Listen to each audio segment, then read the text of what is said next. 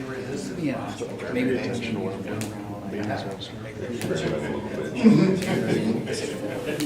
would do this. I like your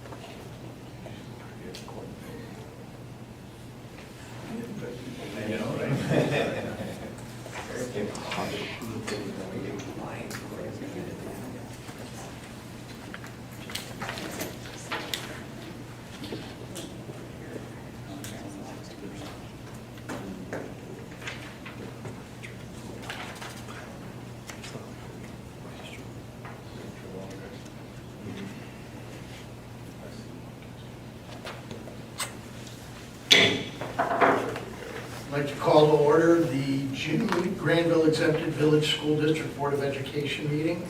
Will you please join me in recognizing and saying the pledge of allegiance. I pledge allegiance to the flag of the United States of America and to the republic for which it stands, one nation, under God, indivisible, with liberty and justice for all.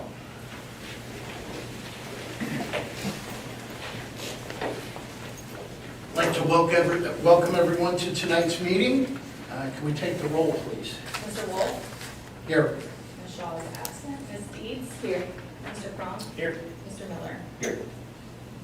Okay, prior to the approval of the agenda, we'd like to amend the agenda to include 12.09 as the first action item, or first item on the agenda, as it requires a four-person quorum.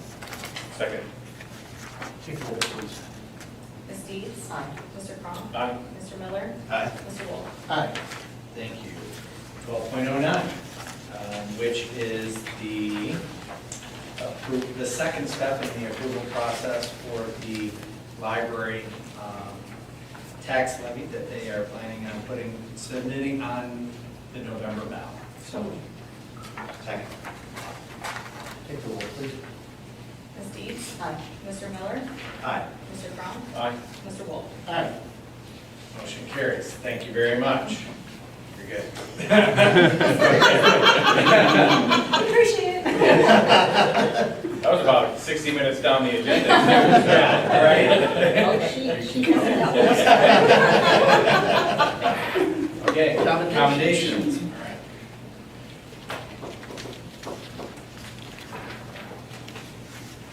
All right, tonight we have a great commendation.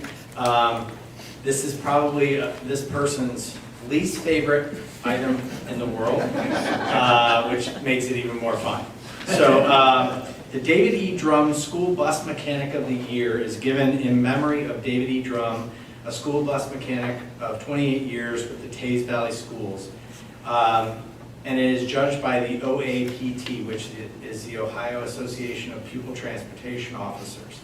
It's the intent of this award to recognize mechanics who demonstrate outstanding cost-saving measures, cooperation, working relationships, and the school bus drivers, fellow employees, and who set up high standards for their shop and who have implemented preventative maintenance programs. The award also recognizes mechanics who have contributed to the advancement of pupil transportation as a profession. So that's the award. But I do want to read to you a little bit about what we said about Joe Liff. So Mr. Liff possesses a profound understanding of bus mechanics and maintenance. His expertise extends beyond routine checks. He has a keen eye for diagnosing complex issues, implementing effective solutions, and working to ensure that our fleet of buses remains reliable, safe for student transportation. This year, Mr. Liff mentored an intern from an area career center to ensure that we had additional support to keep our fleet in working condition. And next year, this student will be our employee. He is also on the agenda. What I also want to highlight is during this this year, where we had a critical shortage of bus drivers, Joe Liff showcased remarkable adaptability and leadership through rerouting, through participating as a driver himself, and training putting the training wheels on our new transportation supervisor. So, sorry, I just ad-libbed that. It seems poetic. But you quickly took responsibility, made sure that we were in a position to operate in the best way possible to deliver our students every single day. Your proactive approach and your get-it-done attitude is well appreciated. But what truly sets you apart is your commitment to excellence. I know almost all of our buses have passed, if not passed already. You constantly are challenging us to get better, and you work very collaboratively in all spaces of working with bus drivers, parents, occasionally, the administrative staff, teachers. You're just overall a great representation of what it means to be a Blue Ace. So congratulations, Joe, well deserved, and thank you very much from the Board of Education and this entire community.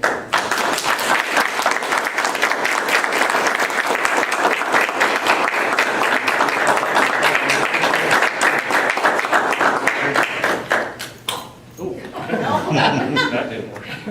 Ouchie. Wrong knee.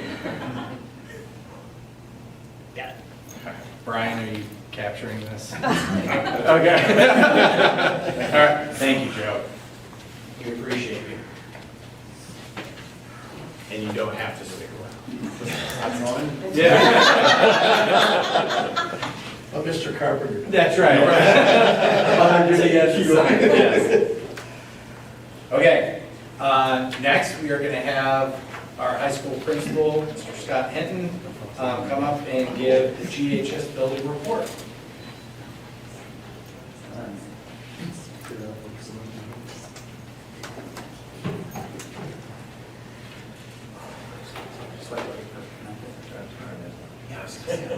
Yeah, you can ask them control for it. And then here in a second. Somebody there, folks?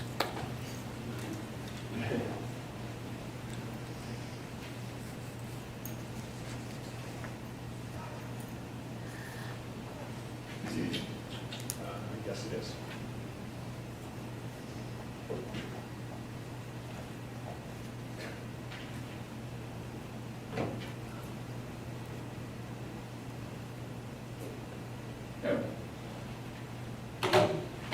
Thank you.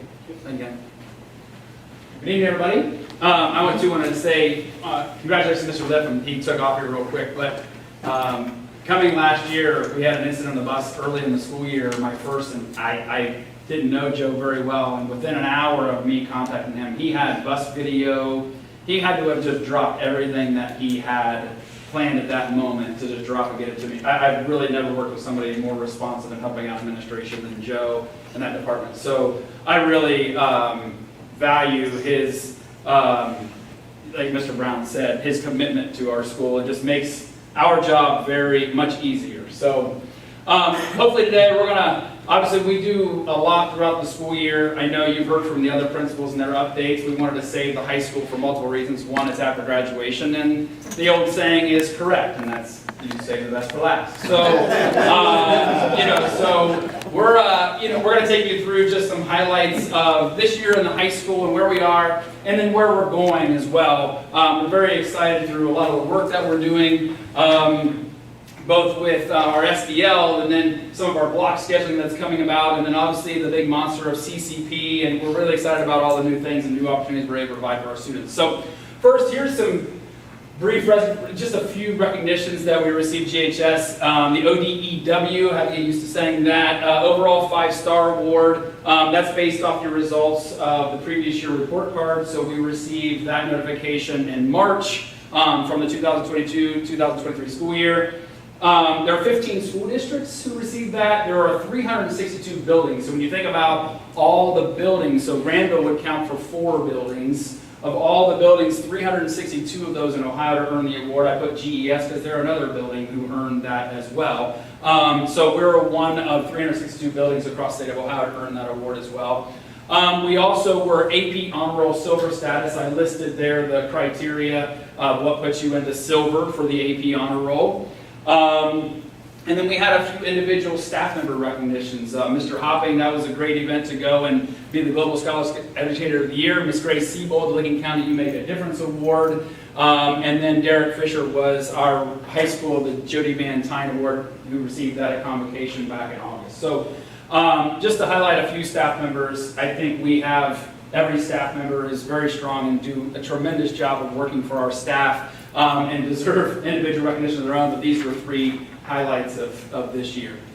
Class 2024, very special class. As you can see there, I mean, that's just the graduation ceremony. It got a little hot there at the end, but we made it through, and just recognizing a very special class. You can see 48 members of the National Honor Society, AP courses taken. That's a high number. Extracurricular participation. That again, but that's a very good. When you talk about plays and you talk about marching band, and then you talk about all the athletics. It's a very high number. I think part of what makes our students so successful is they have such a deep tie to our high school. I want to highlight the college credits earned. There's a special star next to 428. I want you to remember that 428 as we come later on in the presentation. But they earned 428 college credits. 100, we've actually added since I put to this. We double checked since grades were finalized, and a few people bumped up their GPA. So I think actually we're now at 103. So that's a lie on that one. So I think we bumped up to 103 honors diplomas out of this graduating class. And then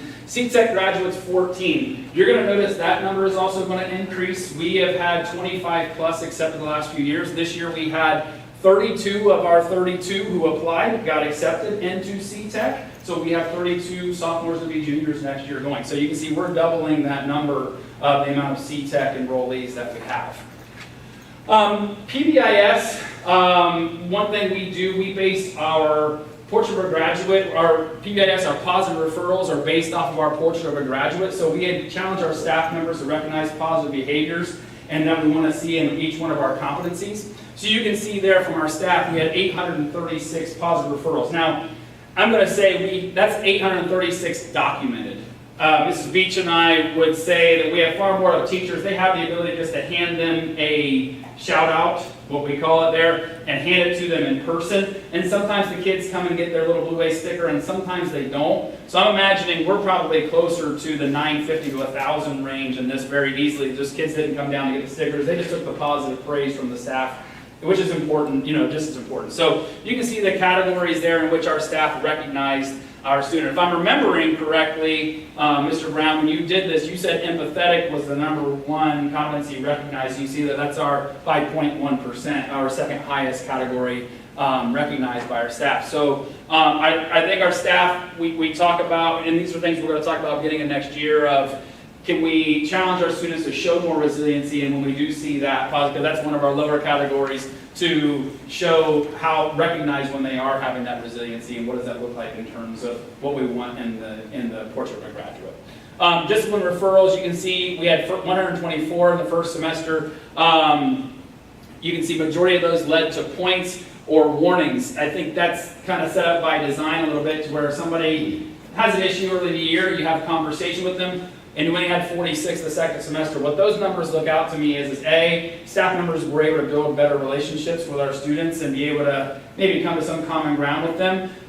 2, they were handling things internally, but also we spoke to students in the office and they didn't return. So that's a good thing. You want discipline to be addressed, you want them to understand, but then not be repeated. So I think that's kind of what those numbers show. You can see there's a little bit less warnings in that second semester. It's like, okay, you probably been spoke to, now it's time for some discipline. So those are our PBIS numbers as we look through. This past year, some new things that we did. Part of our, I guess, kind of emergence from our work with Mike Nicholson is student-directed learning English class. If anybody were able to attend the SDL Luminary, that took place, was that April? No, they all run together there at the end, or maybe it was mid-April. That was a great event, 100% directed class by our students. Mrs. Smith, I'm proud to say, we're trying to figure out how we can accommodate all the requests for that class because they've kind of boomed. But we're working through that with Mrs. Smith. She made us have to shove desks into every crevice of her room, but because the students really have believed in that.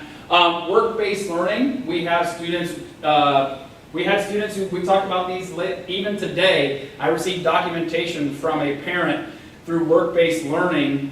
One of the alternatives is if you do not meet the ACT, the GPA, or the global language in the honors diploma, if you work 250 hours, that could be one of the replacements for those in terms of work-based learning for the honors diploma. So that's something we were ahead of the curve of, and we were able to get 4 or 5 students based off the work-based learning and honors diploma to replace one of those categories. So it's really been beneficial. Hopefully that grows for us as we move forward. It's a part of the Prep for Success category in the grade card, but it is embedded into every aspect moving forward of the new honors diploma standards. Online courses via GHS staff. I don't remember, we had several students who were taking these courses on EduSeer paying for them. We decided to bring them in-house. They were very successful. PE, health, and financial literacy just creates a lot of freedom and more freedom for our students not to eat a period. They can take that as a 0 or a 9 and work in their own time. Staff members did a great job with that. And then the development of our school store achieved gold status. They had over $24,000 profit. This year they worked with multiple sports teams and organizations to do their apparel and t-shirts for them. Very successful. They were even out this past Saturday down in the square selling school store apparel. So they put in a lot of time. Student-led, 183 different students worked in that school store over the year. As we talk into moving into next year, one of the most exciting things is College Credit Plus. We have partnered with 3 universities, Shawnee State, Ashland, and Central Ohio Technical College, to provide all of those courses that you see listed are going to be taught by Granville staff members. I point out this 428 earned by the class of 2024. Next year, the enrollments of these students in the credit, we are going to earn well over 800 plus CCP credits in our school next year. Just for an example, I think there are 55 or 57 students enrolled in the composition A and B. So those are 55 students that are going to earn 6 college credits next year just from taking English here at Granville High School. So that's a very exciting development. And the reason why 3 different universities, well, some universities approve certain staff members and don't approve other staff members. So it's a matter of which university, and some of our staff have volunteered to increase their licensure to take on more class coursework in order to become eligible to teach CCP. So it's going to be a huge development. It's a lot of change, and which creates questions and confusion a little bit. We're working through that, hopefully to be able to provide great opportunities for our students. Kind of talk to you a little bit about what does this do to AP. Just know, we're still offering every AP course that we have ever offered here. And I think that so we talk about by state law, both are weighed at a 5.0 scale. The difference is how credit is earned. AP, in order to earn college credit, you have to earn at least 3 or higher on the AP test. But at CCP, if you enroll and pass, then you earn that credit. You look at the cost, AP exam is $95, but the family pays that. CCP, that's on us, but it's $42 a credit hour. I want to point out, the important thing is how much potential this has for our savings of our families. Mr. Bernath and I did some research. We think the average in the state of Ohio for a state school credit hour is $450, somewhere around there, $450 to $400 or $500, somewhere around in there. And you think about that, we're able to provide it at $42. Think about if a student earns 12, 16, 20 credits, how much money they're saving going into a state school university. Why is this kind of needed? What we're finding is that more of our students are staying in-state at state schools than what we used to see. And I'm relying on old data from Mr. Bernath and those that have been here for a long time, is that we're seeing a shift of our graduates. So CCP transfers to state schools, and so we're seeing that. Now AP still holds a valuable place, because if you're going out of school, if you're going private, you now are able to have that information to know if your AP credit, if your test is going, or if your CCP is going to transfer to that school. So it puts more on Mrs. Beach, myself, and the counselors to really have personal conversations with our students and understand where are you looking to go to school. And if you're looking to go to North Carolina, CCP may not be for you. You may want to check to see how these credits transfer. If you want to go to Ohio State or Ohio University or Kent State, CCP may be the route. Now AP still will transfer to there, obviously, and perhaps give you more credit if you're able to earn a higher score on the AP test, which most of our students do. But we are able to give our students options now of what's best for them. AP is not the only route for us, or to leave Granville High School, because we were seeing our numbers increase, the amount of students who were leaving us to take CCP. So Scott, can those be co-taught in the same classroom at the same time? Yes. Right, okay. Yes, yes. For example, our AP Chem and our AP and our CCP Chem. Same time, same class and so forth, so it's Yeah. not a scheduling challenge at all. It's not, in terms no, of that. no. Cool. And then lastly here, we are, I think you're all familiar with our IAP, our AP Pre-Calculus and Physics block, in which we work with our students. They have 90 minutes and the teachers co-teach those and co-plan. We are expanding that onto different courses. So for Algebra 1 and Physical Science, World Literature and World History, and American Literature and American Government. And also the American Literature, American Government aspect of that has a CCP component option to it. The idea is when we're talking about mental health, student mental health and stress, the more subjects and the more assignments that we can cross-curricular and dual count for different subjects, that's going to be less stress, less work, less demand on our students, but still accomplish the same goals. Rather than going from one period to other, teachers can teach together. It keeps them fresh, it keeps their energy in order to work with another colleague and to really push our students forward. So we already have our IAP, we're pushing those other 3 blocks. The staff's really excited about incorporating those and just providing new opportunities for our students. So, if you guys have any questions, I'm happy to answer those. Great. I'll just, as you're going back to your seat, I'll just say, we appreciate your leadership and continuing to take an excellent school and continue to make it better through continuous improvement. And, you and Katie have really put your stamp on GHS, and, it's hard to believe next year's year 3. So, Thank you. thank you. Okay, next we have Gwen, who's going to limp up here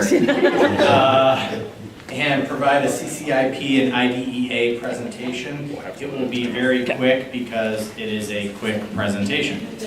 And Brittany will add in some aspects to the presentation based on some information from last week. So, cliffhanger, intentional, not a good one. Thanks for that stuff. Yeah.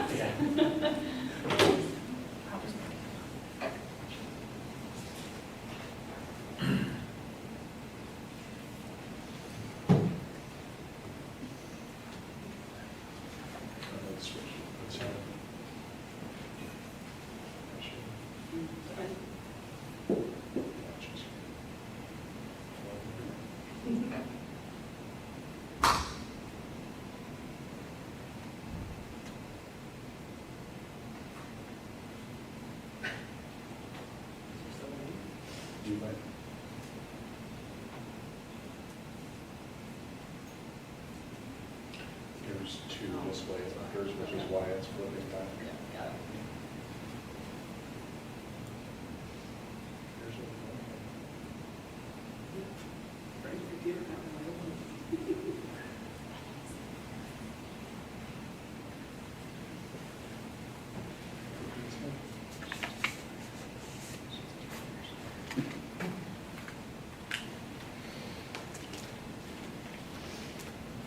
Gwen, you can just talk Yep. them through it too. Yep, I will. Grab my notes here. Hold on, it's going. So let me first start. So this is, we just received our overall federal funding notifications from the, You just gotta think about yes, do I have to send this to you?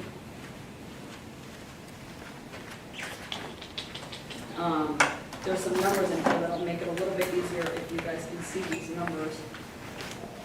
I will send this to you.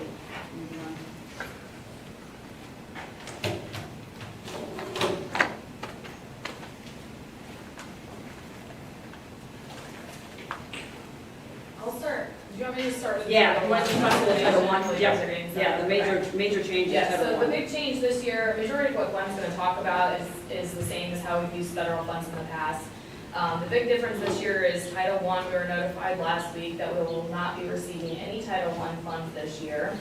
Title I is based on our percentage of students who meet the federal poverty level within our boundary. That is different than the free and reduced lunch percentage, and it's typically lower.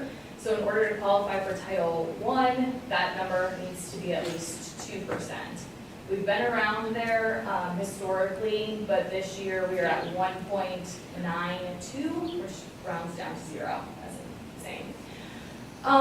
So that's been about $90,000 to $100,000 that we've received in the past, and that was used to partially fund 2 reading specialists at the elementary. Obviously, we're 2 weeks out from the end of the fiscal year, so we are going to continue with those positions, but have to absorb that cost in general fund. Not something we planned or forecasted or anything like that, but fortunately, we are in a position where we can do that without much notice. So that's the Title I update, and Glenn, I'll let you take it. Yeah, so we will continue to offer the summer reading intervention groups. Are going to continue as well. Those have already started for some of our kids. And then if we do have any supplies or anything that we need to support any of our students who are considered homeless or in a foster care situation that require additional supports, we have other general fund means that will continue to support those kids with. So Title II, this is, the allocation we received is about $31,000. This is all about improving teacher quality and retention, and preparation, addressing class sizes, things on that. Again, this has the same guideline as most federal funds have, and that is that we cannot supplement. We can supplement, we cannot supplant. So we can't take this money and pay for something we're already doing and just swap it out on a budget code kind of thing. So we have typically done a lot of our PD through this. As you know, we are moving into the science of reading training, and so we do have staff going through the Wit and Wisdom training. That'll be a K-6 environmental impact. 4-6 is going full force into science, or excuse me, Wit and Wisdom, and K-3 has a more gradual transition. So some of these dollars will help cover some of that professional development that we have going on. Title IV is now called Student Support and Academic Achievement. This was called Students of the 21st Century. So just a change in title, but not a change in basis of what we can do. Again, this is a poverty and school performance measure that provides these funds, and so this just allows us to do some enrichment activities. Typically, we have done some technology upgrades and lab equipment. I know the high school got new microscopes that the kids were just ecstatic over, that we had heard about in our staff survey. They were so excited about them, which was pretty cool. So one thing I'll add in there too. Yes. Title IV is based on your prior year Title I allocation. So because we don't have Title I in fiscal year 25, we won't have Title IV in fiscal year 26. Yeah, so we'll lose those funds. We have funds under Title III, which is our limited English proficient students. This is all based on the actual number of students we identify who are under the limited English proficiency piece. We are part of a consortium with the ESC of Central Ohio. We don't have enough students to warrant a $10,000 basis. And so we are in a consortium with the ESCCO that allows us to pull all of our money together. They provide professional development. They provide on-site support for anything that we might need along the lines of our EL program. We have used this is for what kids might need who are limited English beyond the classroom. Like if a student needs an English book in French, we are required to provide that through our general funds. But if we want to have an interpreter come in because we have a student coming this past year, we had a student from China from Ukraine, who had no English basis whatsoever. So we got a Ukrainian interpreter to be with the students, to kind of walk around the building and do more of those kind of, how to take care of myself in the building, how to bathrooms, kitchens, things like that. And so that's above and beyond what we would do for most students. So these funds allow us to do some of that, and then also do a lot to help supply classroom supplies for our EL program overall. And then we have IDEA Part B funds. These are the special education funds. And so as you can see, we're almost at $600,000 in that. Granville Christian Academy does choose to partake in some of these funds, so that takes a chunk off the top of that amount, and that is to be spent at Granville Christian. They are not just handed the funds. Everything we do with Granville Christian is something that we manage, whether it's staff, it's either our staff going to that building, or we contract with the ESC, the Licking County Regional ESC, and then place services in that building. The principal and I sit down and look at what kids need services, what kids are under IEPs, and then we provide those services based on that need. This is always a 2-year delay, so this is based on the number of students we have with disabilities back in 2023. So it's always on a 2-year delay. What we are able to do with these funds here is this allows us to keep our intervention specialists at that higher level that we have. This has always been, gosh, the 10 years I've been here, this has always been used for intervention specialists, or additional psych, or whatever it may be that we might need in that year, but that's the intent going forward, is to continue use of the intervention specialist. And that formula is based on, how is it, what? It's a formula created by the state, based on the number of students we have who are identified with IEPs. So it's IEP identification. Yep. Yep. Yeah, and then there's also federal funds that flow through for early childhood, again, also based on the number of students that we had who were in preschool receiving services in fiscal year '23. We just use this as an offset, so any money that we get just offsets the cost. We flow this directly over to Licking County Regional ESC, and they just decrease our cost to them by that amount. Obviously not a huge amount of money, but anything helps, right? So any questions on our federal funds?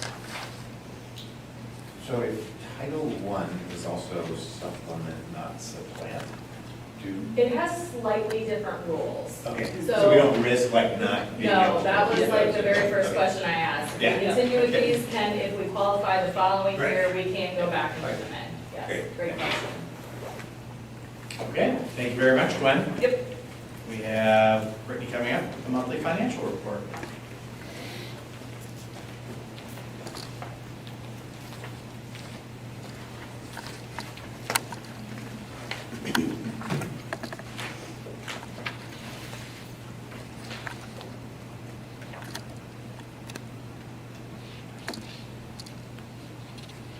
You'll have to press the source select again, Brittany.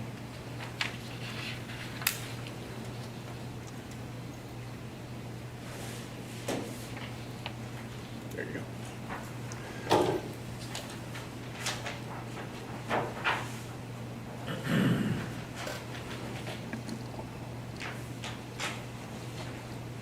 All right.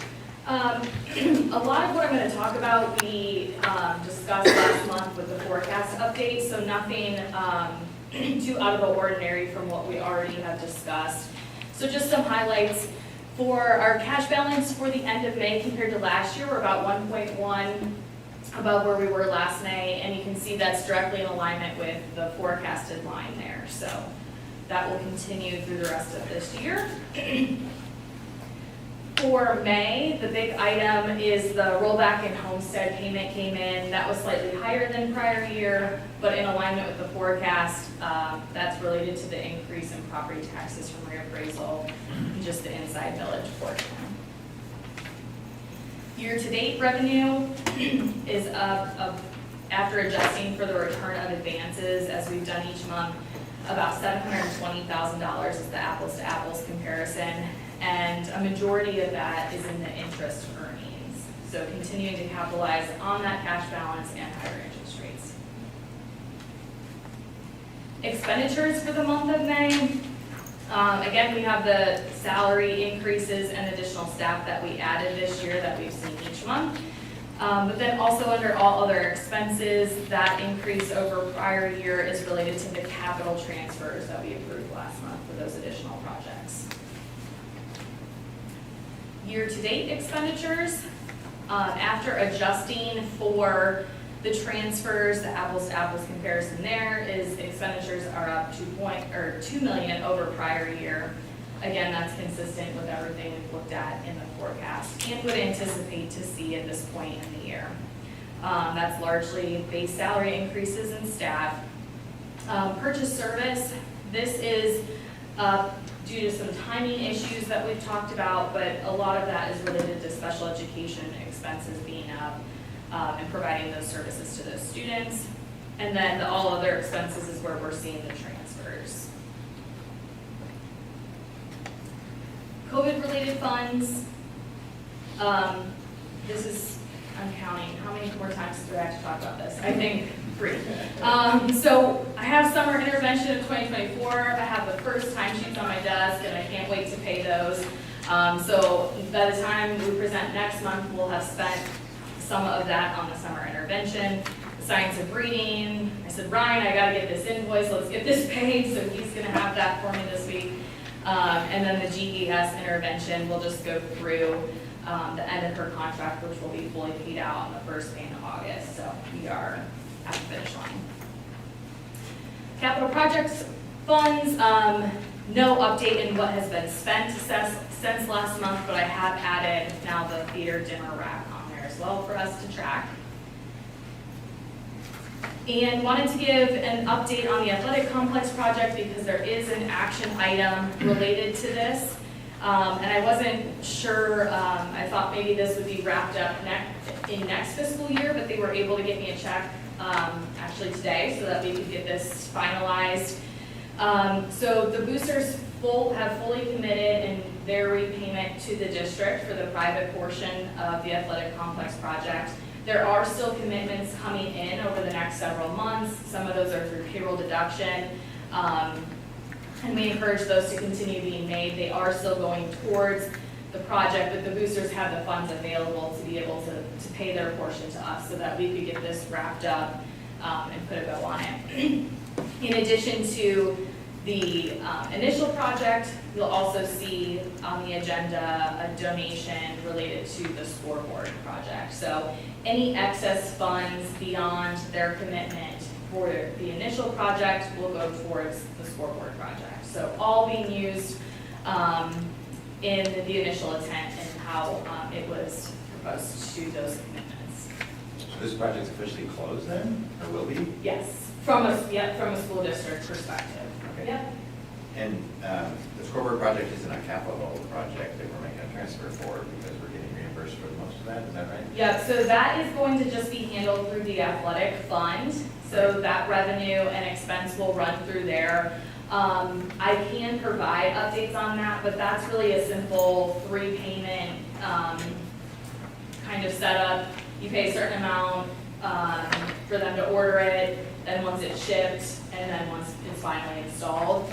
So we've made 2 of those payments already. We'll have the 3rd one once it's finally installed. And then the revenue comes in based on what each vendor has selected, what they wanted to do.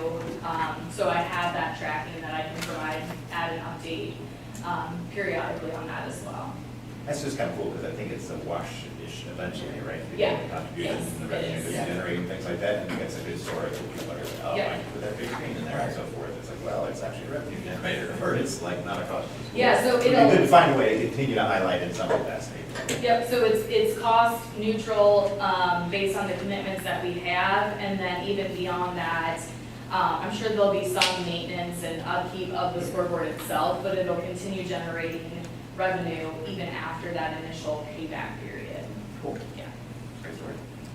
Thanks to the athletic boosters for all the work on all these projects. Yeah, there's a slew of projects listed in the agenda, even beyond these 2 that we've highlighted. And then just the cash reconciliation, and that is it for the monthly financial. Any questions? Thank you. Yeah, Okay. that's great. Thanks.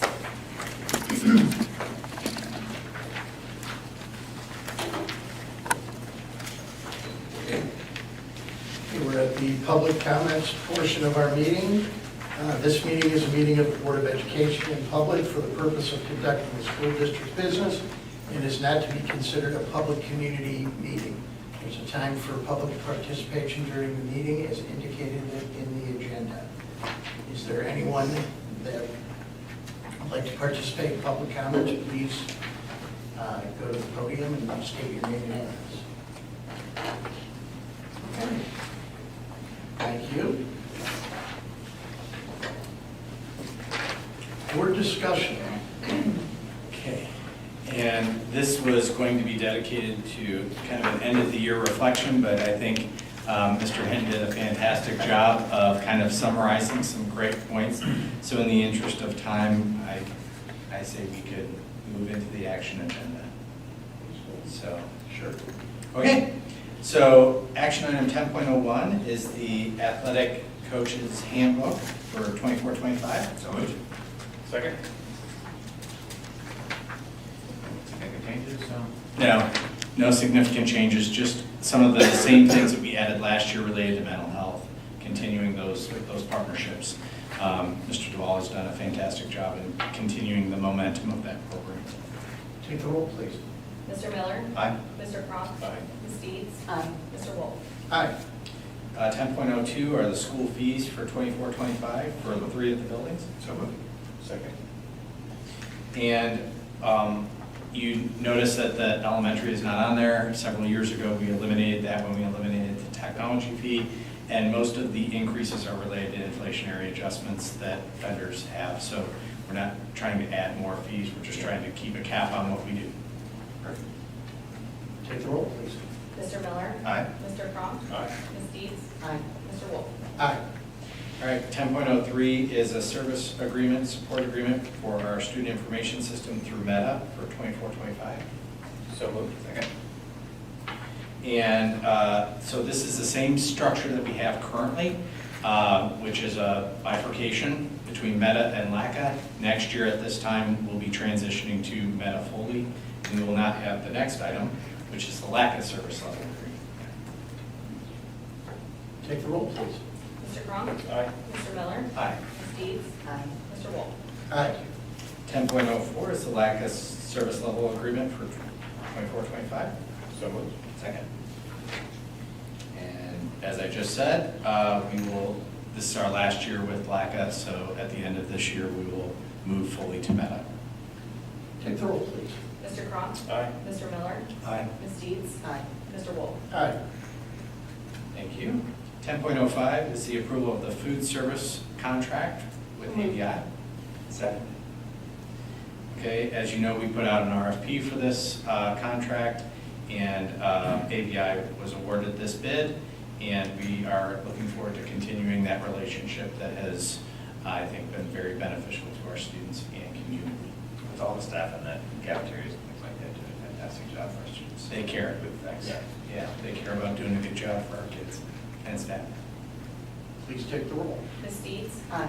Mr. Miller? Aye. Mr. Cronk? Aye. Mr. Wolf? Aye. Okay. Next is the approval of a service agreement with Boundless. So moved. Second? So this is for a student with special needs, including extended school year services. Take the roll, please. Mr. Miller? Aye. Mr. Cronk? Aye. Ms. Deeds? Aye. Mr. Wolf? Aye. 10.07 is the approval of the hourly rate for seasonal technology support. So moved. Second. Good job. And Okay. as you know, we like to utilize our either STAR students and/or people that have been alumni of STAR to help Glenn do a lot of the summer work. And so we're establishing the hourly rate for this year. How many do we have? About 4. Okay. Yeah, they're down further on the agenda. Take the roll, please. Ms. Deeds? Aye. Mr. Cronk? Aye. Mr. Miller? Aye. Mr. Wolf? Aye. Okay, next is the approval of the hourly rate for district classified substitutes. So moved. Second? What we're attempting to do here is align the hourly rate for substitutes with the step 1 of the hourly rate on the collective bargaining agreement. That way, when it changes through negotiations, it changes that hourly rate, so it keeps up with inflation over time. So the hourly rate will adjust as new agreements are agreed to in the future.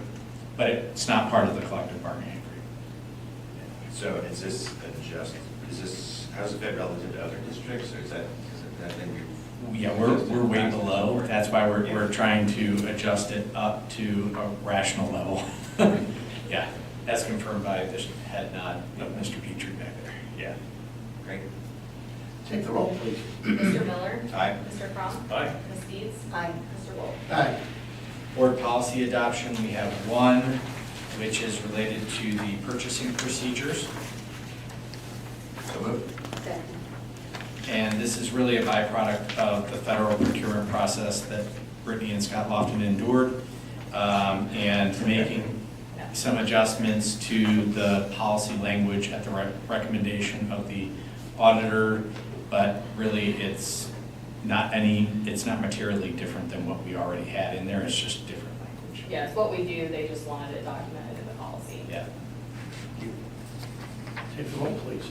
Mr. Miller? Aye. Ms. Deeds? Aye. Mr. Crum? Aye. Mr. Wolf? Aye.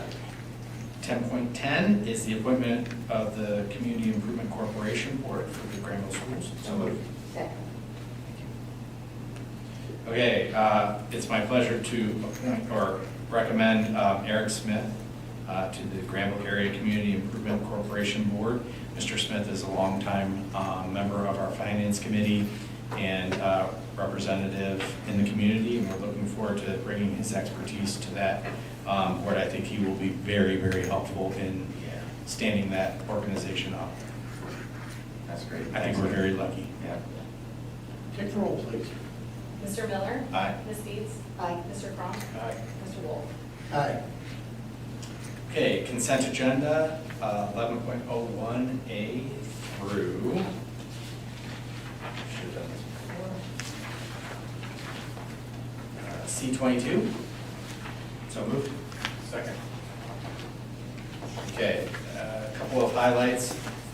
As Brittany referenced, the athletic boosters are submitting a check for $137,000 for a variety of different items, including scoreboard, soccer sound system, locker room reservations, weight room equipment, and softball batting cages,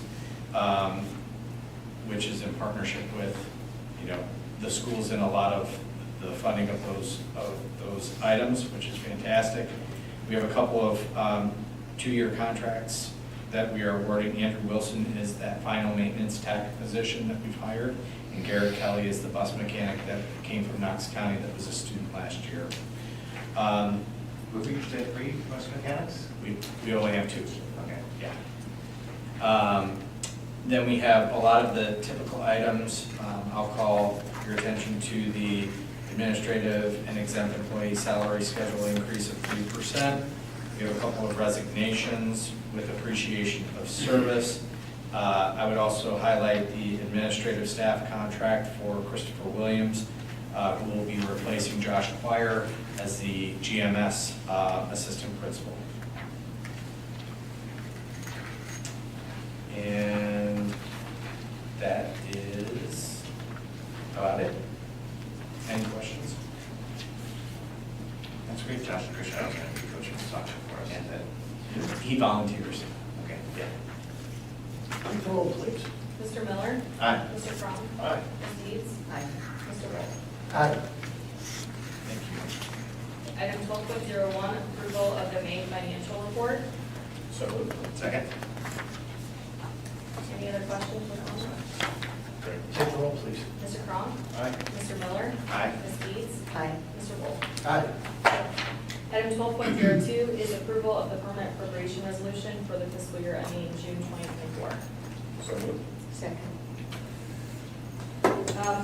We received a few last minute changes to federal grants, so we're adjusting for those. And also, different from the draft that you previously received, increased the appropriation for the athletic complex fund so that we could return that full amount this year, so none of that has to carry over into next fiscal year. Take the roll, please. Mr. Crum? Aye. Ms. Deeds? Aye. Mr. Miller? Aye. Mr. Wolf? Aye. Item 12.03 is approval of the fiscal year end advances. So moved. Second. This is for our federal grants that operate on a reimbursement basis. They cannot end the fiscal year in a negative cash status, so we advance from the general fund, and then July will reverse that once we receive those reimbursements. Take the roll, please. Mr. Cron? Aye. Ms. Deeds? Aye. Mr. Miller? Aye. Mr. Wolf? Aye. Item 12.04 is approval of the resolution to return from the building fund to the general fund. Second? This is the return for the athletic complex project that we talked about earlier. Take the roll, please. Ms. Deeds? Aye. Mr. Miller? Aye. Mr. Cronk? Aye. Mr. Wolf? Aye. Item 12.05, approval of the transfer from the general fund to the SERS district agency account. So moved. Second. I kind of made it my own personal goal to minimize the number of accounts that we have this year, where we have Yeah. carryover funds from old grants, years past, things like that. So a lot of it just involved identifying the right point of contact to get some of these funds used. In this case, we used to pay SERS through the foundation, so this was like a reconciliation account, because what they deduct from the foundation is the same amount twice a month, but what you actually pay through payroll obviously varies based on payroll, and then there's a true-up process. So we pay SERS directly now, so there's no need for this true-up account. So this probably should have been done back when the transition was made, so it's just a cleanup so that we can close out that account. Yeah, thanks, we do this, need more of those, you get out, what's Yeah. better. Take the roll, please. Mr. Cronk? Aye. Ms. Deeds? Aye. Mr. Miller? Aye. Mr. Wolf? Aye. Item 12.06 is the approval of the temporary appropriation resolution for fiscal year ending June 2025. Second? This is necessary for us to begin spending any or obligating any money starting July 1st. As you know, we make adjustments to the appropriations throughout the year, but we try to account for everything based on the grant allocations we get. I tend to set up different contingency amounts in each fund so that I'm not having to come every single board meeting. I can maybe skip a few here and there in between. But basically, appropriations are our total budget for the year by fund and fund level. Take the roll, please. Okay. Ms. Deeds? Aye. Mr. Miller? Aye. Mr. Cronk? Aye. Mr. Wolf? Aye. Item 12.07, approval of the then and now resolutions. So moved. Second. We have 3 this month, and I believe 2 of these are related to open purchase orders where the final amount ended up exceeding what was left on the PO. And then the Kings Island field trip was just issue with new personnel in the positions and understanding the process. So we're working through that and have a better process in place for next year.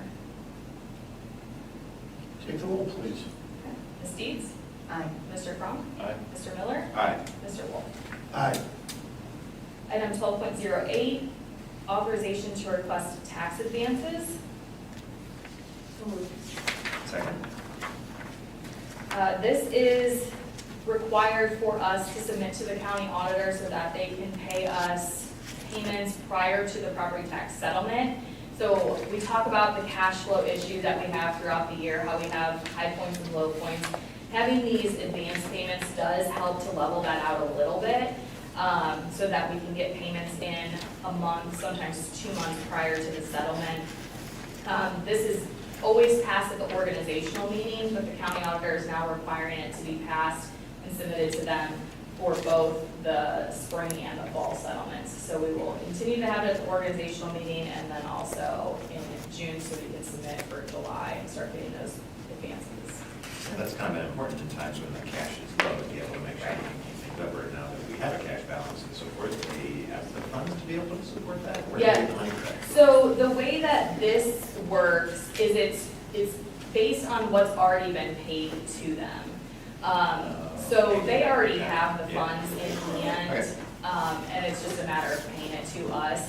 There's a different process that frankly I'm not versed in because we haven't had to do it, where you can actually request a true advance beyond what's Okay. been collected, which is different than Yeah. this. Okay. Yep.